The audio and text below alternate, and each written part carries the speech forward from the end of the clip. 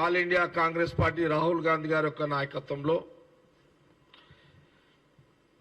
Parliament ఎన్నికల దృష్టిలో పెట్టుకొని రేపు రాహుల్ గాంధీ గారు ప్రధానమంత్రి అయిన తర్వాత దేశ ప్రజలు కాంగ్రెస్ పార్టీకి అధికార అవకాశం ఇవ్వాలి,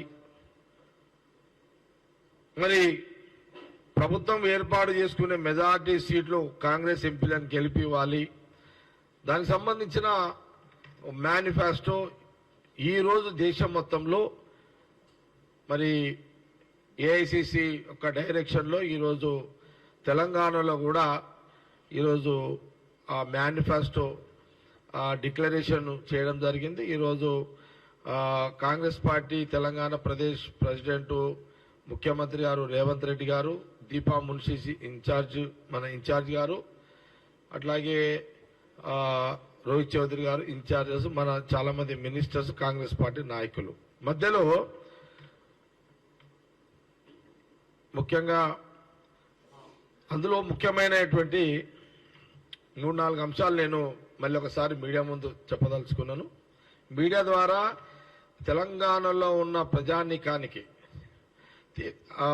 మీడియా ద్వారా తెలియజేయడం ఏంటంటే, ఈ ఇక్కడ ఉన్నటువంటి 17 సీట్లలో 14 సీట్లు కాంగ్రెస్ పార్టీకి ఎంపీలను గెలిపివ్వండి. గెలిపిస్తే దేశంలో రాహుల్ గాంధీ గారు ప్రధానమంత్రి అవుతారు. అయిన వెంటనే దేశ ప్రజలకు ఎలాంటి హామీలు ఇస్తున్నామో ఆ హామీలన్నీ కూడా నెరవేరుతాయి అనే దాంట్లోనే ఈ యొక్క ప్రెస్ మీట్ ఉద్దేశం. పొద్దున ప్రెసిడెంట్ ముఖ్యమంత్రి గారు రేవంత్ రెడ్డి గారు అది చెప్పడం జరిగింది, దీపా మున్షి గారు కూడా చెప్పడం జరిగింది. ఈ ప్రెస్ మీట్లో మరి ఒక్కసారి తెలంగాణ ప్రజలకు తెలియజేసే ప్రయత్నం భాగమే ఈ యొక్క प्रेस मीट। आज तो एआईसीसी कांग्रेस पार्टी राहुल जी को अगर प्रधानमंत्री बनने के बाद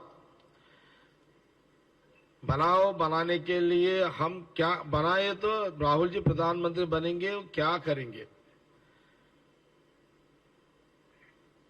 वो मैनिफेस्टो आज Revanth Reddy CM PCC president Revanth Reddy ji and Deepa Munshi ji आज वो एआईसीसी डायरेक्शन के हिसाब में मैनिफेस्टो रिलीज की है। तेलंगाना कांग्रेस या गांधी भवन में आज चार्जशीट ये कांग्रेस पार्टी हम ये पूछ रहे हैं मोदी जी, पहले आपको तो हुकूमत तो हम 15 साल पब्लिक दिए हैं, 10 साल आपको हुकूमत दिया है प्राइम मिनिस्टर के लिए। आप ये बोले थे जनता के लिए आपका ये था, हम ब्लैक मनी काला धन लाके आपको 15 लाख रुपए हर एक गरीब के अकाउंट में डालेंगे बोल के आप आवाज दिए है। 10 साल तो गुजर गया, 1 रुपया भी किसी गरीब के अकाउंट में नहीं है। इसमें हम ये पूछ रहे हैं वो गरीब पब्लिक कौन है? हर एक जनता है भाई, एससी है या एसटी है, बीसी है, माइनॉरिटी है और फॉरवर्ड क्लास में भी गरीब लोग हैं। सबके लिए आप काला धन लाएंगे, आप लातो बोले, आप ही बोले, आपका आवाज थे, मगर आज तक 1 रुपया नहीं डाले। फिर आप प्राइम मिनिस्टर बनाओ बोल के फिर आप पूछ रहे। अच्छा, ये साल को 2 करोड़ युवती युवकों के लिए आप जॉब्स बोले, साल को 2 करोड़ हम जॉब्स देंगे। हम ये कांग्रेस पार्टी राहुल जी ये पूछ रहे हैं, पार्लियामेंट में कई बार पूछे हैं, भाई मोदी जी आप साल को 2 करोड़ एम्प्लॉयमेंट के लिए आप वादा किए हैं, देखते देखते 10 साल गुजर गए हैं, कहां है 20 करोड़ एम्प्लॉयमेंट का आपका वादा किधर गया है? फिर आप पूछ रहे हैं, राहुल जी ये पूछे भी मोदी जी को, फिर आप फिर पूछे, फिर हुकूमत दो, क्या 20 करोड़ बच्चों के लिए आप क्या जॉब से दिए क्या वो लोगों को? उसका जवाब है क्या? नहीं, वो जवाब नहीं है, बस वो वैसे ही छोड़ दिए। फिर वो आपको हुकूमत होना बोल रहे। अच्छा, आज जो देश में किसानों के लिए क्या किए आप? किसान रोजगार के क्या किए आप? देश में अभी तक 1 लाख किसानों मर गए हैं, मगर आज तक किसी किसान का देश में कुछ हुआ ही नहीं आज तक। वही राहुल जी यही बात पूछ रहे हैं कि भाई देश में किसानों का हाल क्या बना दिया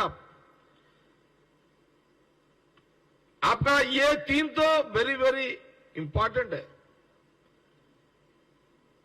20 करोड़ जॉब्स किधर गए हैं? किसानों का जो करना है वो कुछ किया नहीं अब तक। वो गरीबों का जो 15 लाख वो हुआ नहीं। ये राहुल जी पार्लियामेंट में कई बार पूछे हैं, मगर पार्लियामेंट में जो राहुल जी पूछे हैं कांग्रेस पार्टी उसका जवाब भी दिए नहीं, उसके लिए कोई चर्चा भी किए नहीं। मगर राहुल जी को पार्लियामेंट में नहीं पूछना, उनका आवाज नहीं सुनना चाहते, इसलिए उनको एमपी को जो कुछ थोड़ा जीओ इशू करके आप उनको पार्लियामेंट में बैठने के लिए उनको नहीं बैठना पार्लियामेंट बोल के उनको बाहर निकालने का भी चाल चला है आपका। राहुल जी जितने भी आपके ऊपर आवाज जनता के लिए आप पहले पूछ रहे पार्लियामेंट में, उसका जवाब देने का आपका ना दम था नहीं, इसलिए राहुल जी को आप पार्लियामेंट में नहीं बैठना बोल के उनको कोर्ट के नाम पे उनको बाहर निकालने का चाल भी चला है आपका। ठीक है, अभी राहुल जी क्या बोल रहे हैं? भारत जोड़ो यात्रा, भारत न्याय यात्रा जो राहुल गांधी जी 4000 किलोमीटर 4000 जुमला देश में 8000 किलोमीटर दुनिया में फिरे, हर एक मजहब में या एससी या एसटी या बीसी या मुसलमान भाइयों, हर एक मजहब के या हिंदू मुस्लिम या क्रिश्चियन जो भी रहना सबके लिए, सबके मजहब के लिए ये देश के जितने भी है सबसे भारत जोड़ो यात्रा, भारत न्याय यात्रा के नाम पे सब पब्लिक को मिले हैं, पर हर एक आदमी को मिले हैं, उनका तकलीफ सुने हैं। भाई जो नेहरू प्राइम मिनिस्टर जब अंबेडकर जो आर्टिकल 74 लाए थे था उसमें क्या रिजर्वेशन है? या एससी एसटी बीसी और माइनॉरिटीज। तेलंगाना में जो सोनिया जी जब मनमोहन सिंह प्राइम मिनिस्टर थे, यहां कांग्रेस हुकूमत में था, कंबाइंड स्टेट में जब जो मुसलमान को 4% रिजर्वेशन दिए हैं, मगर आज का इलेक्शन में क्या चल रहा है? राहुल गांधी जी ये बात बोल रहे हैं जो जितने भी कास्ट है एससी एसटी बीसी और माइनॉरिटीज अदर कास्ट ओबीसी, ये फॉरवर्ड क्लास में भी गरीब लोग हैं, सबके लिए एक स्कैनिंग बनना है, उसके लिए एक रिपोर्ट बनाना है। आज का ये डेट में एससी में अभी कितना पॉपुलेशन बढ़ गया, बीसी में बीसी ऑल कास्ट उसमें कितना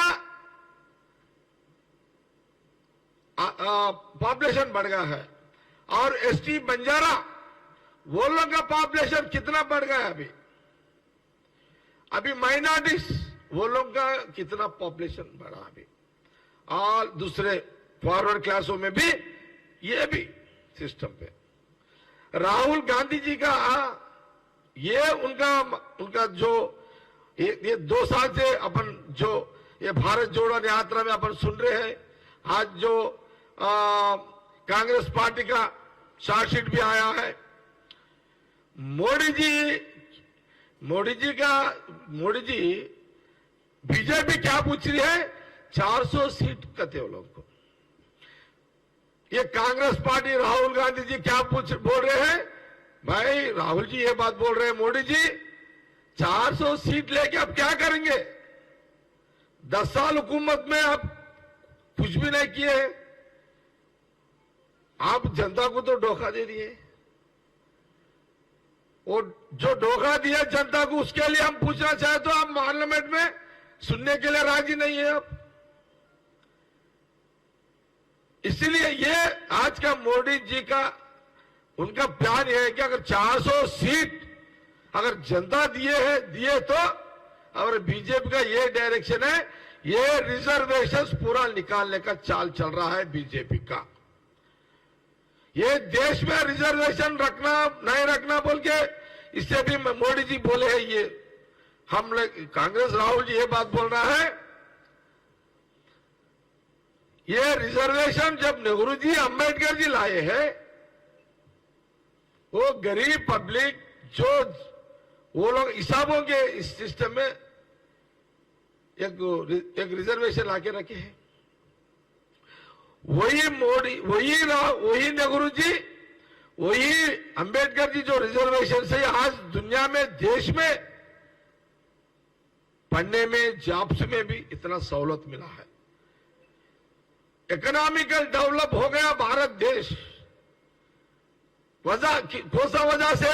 सिर्फ रिजर्वेशन सिस्टम पे ही, रिजर्वेशन के सिस्टम पे जो नेहरू जी, जो अंबेडकर जी, जो कांग्रेस पार्टी जो रिजर्वेशन था लाए हैं, उसमें इकोनॉमिकल डेवलप हो गया पूरा देश पूरा।